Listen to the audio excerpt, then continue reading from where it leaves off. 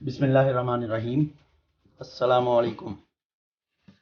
सबसे पहले चॉपर में आधा किलो बकरे का कीमा, आप गाय का या मुर्गी का कीमा भी ले सकते हैं, कोई भी आप इस्तेमाल कर सकते हैं।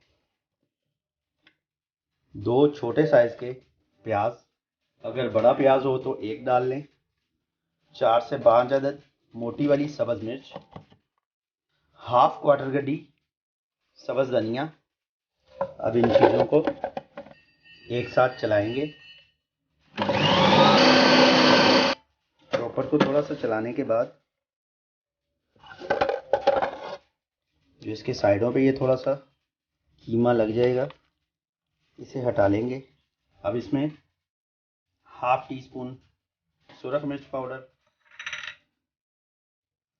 हाफ टी स्पून धनिया पाउडर, हाफ टी स्पून ज़ीरा पाउडर और हस्बे ज़ायका नमक शामिल कर लेंगे। अब इन सब चीज़ों को बहुत अच्छी तरह पीस लेंगे।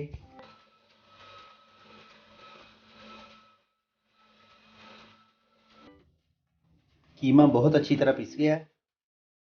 इस तरह होना चाहिए कि इसमें एक लेसदार ये तार की तरह हो जाए। कोई इसमें हमने चने या बेसन या कोई ऐसी चीज़ नहीं डाली। अब कीमे को चॉपर से निकालकर 15 से 20 मिनट के लिए साइड पे ढाँप कर रख देंगे। 1 टीस्पून अदरक लहसुन का पेस्ट, हाफ टी स्पून हल्दी पाउडर और क्वार्टर टी स्पून गरम मसाला पाउडर वो शामिल किया था मैंने। ये चीज़ें कैमरा बंद होने की वजह से मैं आपको नहीं दिखा सका। अब एक कढ़ाई में हाफ क्वार्टर कप ऑयल डालेंगे। एक दरमियाने साइज का बारीक कटा हुआ प्याज स्लो आंच पर गोल्डन होने तक फ्राई करेंगे।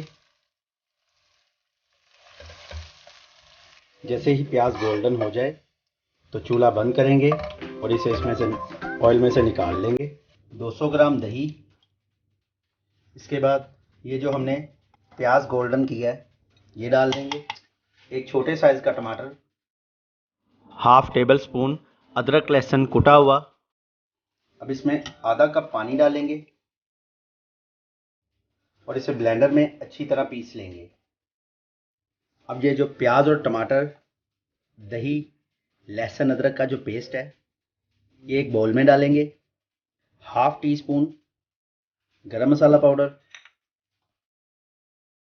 हाफ टी स्पून धनिया पाउडर, हाफ टी स्पून हल्दी पाउडर और 1 टेबल स्पून सुरख मिर्च पाउडर, ये डालकर इसे अच्छी तरह मिक्स कर लेंगे।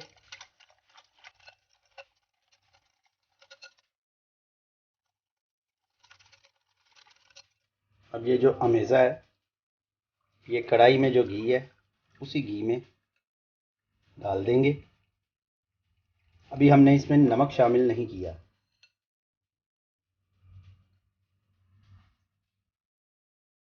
यहाँ पर इसमें थोड़ा सा खड़ा गरम मसाला, एक तेज पत्ता एक छोटे साइज का, 4 से 5 अदद लौंग, 3 अदद सब्ज़ इलायची, 2 छोटे टुकड़े या एक दरमियाने साइज का टुकड़ा दालचीनी, 2 बड़ी इलायची, क्वार्टर टी स्पून सफ़ेद ज़ीरा और हाफ टी स्पून साबुत काली मिर्च।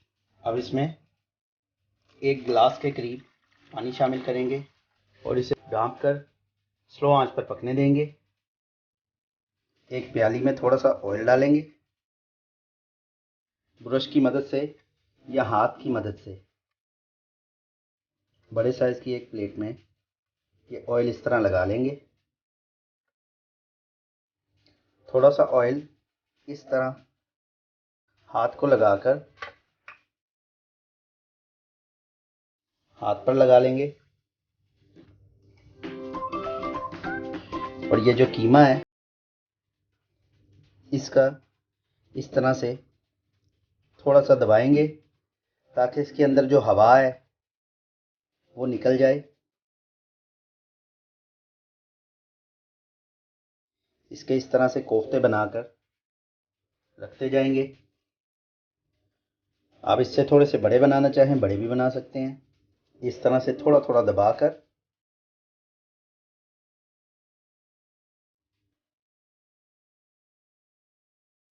जो ग्रेवी हमने स्लो आंच पर पकने के लिए रखी हुई है, जब इसका ऑयल अलग हो जाएगा तो चूल्हा बिल्कुल बंद कर देंगे। छोटे बड़े 15 कोफ्ते तैयार हुए हैं आधा किलो कीमे में। बहुत ही सिंपल सी रेसिपी है, कोई इतनी मुश्किल चीज़ नहीं है, बड़ी आसानी से आप घर में बना सकते हैं। तो हम इन्हें फ्राई नहीं करेंगे, चूल्हा दोबारा से स्लो आंच पर ऑन करेंगे। अब ये जो हमने कोफ्ते बनाए थे ये एक एक करके इसमें रख देंगे।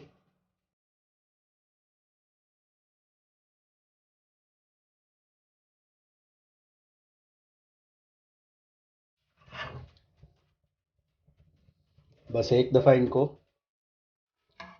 हिलाएंगे, बार बार चम्मच नहीं चलाएंगे। 4 अंडे मैंने उबाले थे, वो भी इसमें इसी तरह छील कर डाल देंगे। अंडे आप अपनी मर्ज़ी से ज़्यादा डाल लें, कम डाल लें। यहाँ पर 2 अदद सब्ज़ मिर्च इस तरह से कट लगाकर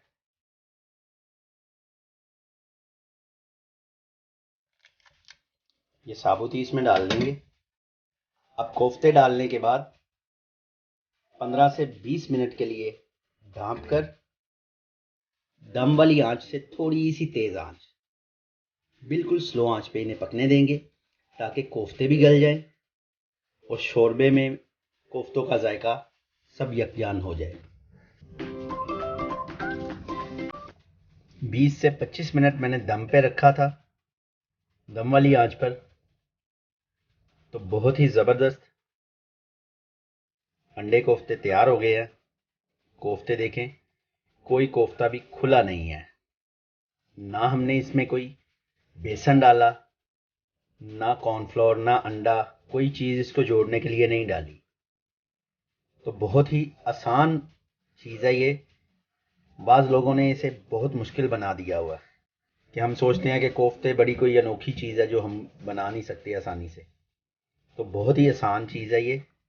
यहाँ पर इसमें चूँकि हमने मसाले में नमक बिल्कुल नहीं डाला, इसके शोरबे में कोफ्तों में नमक डाला था, तो इसलिए जब हमने दम पे रखा तो कोफ्तों में से नमक इसके शोरबे के साथ मिक्स हो गया। तो अब अगर आप अपने टेस्ट के हिसाब से नमक डालना चाहें चेक करके तो डाल सकते हैं। अब हम इसे डिश आउट करेंगे।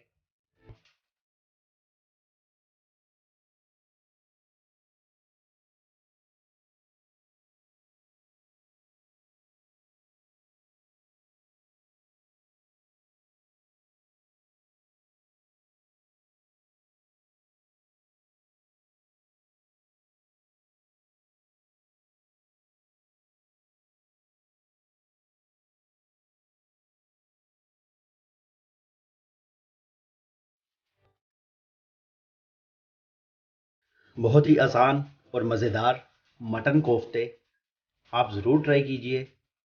इंशाल्लाह बहुत मज़ेदार बनेंगे और बहुत आसानी से बनेंगे।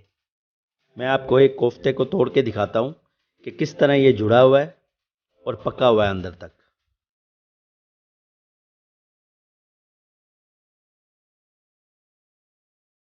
बिल्कुल अंदर तक बहुत ही ज़बरदस्त पक चुके हैं। वीडियो पसंद आए तो लाइक कीजिए, शेयर कीजिए, चैनल को सब्सक्राइब कीजिए और बेल आइकन के बटन को ज़रूर दबा दीजिए ताकि मेरी हर आने वाली वीडियो आप तक पहुंच सके। कमेंट में अपनी राय से आगाह कीजिए। खुश रहें, आबाद रहें। अल्लाह ताला आपको अपने हिफ्ज़-ओ-अमान में रखे। इजाज़त दीजिए अवैस खालिद को। अल्लाह हाफिज़।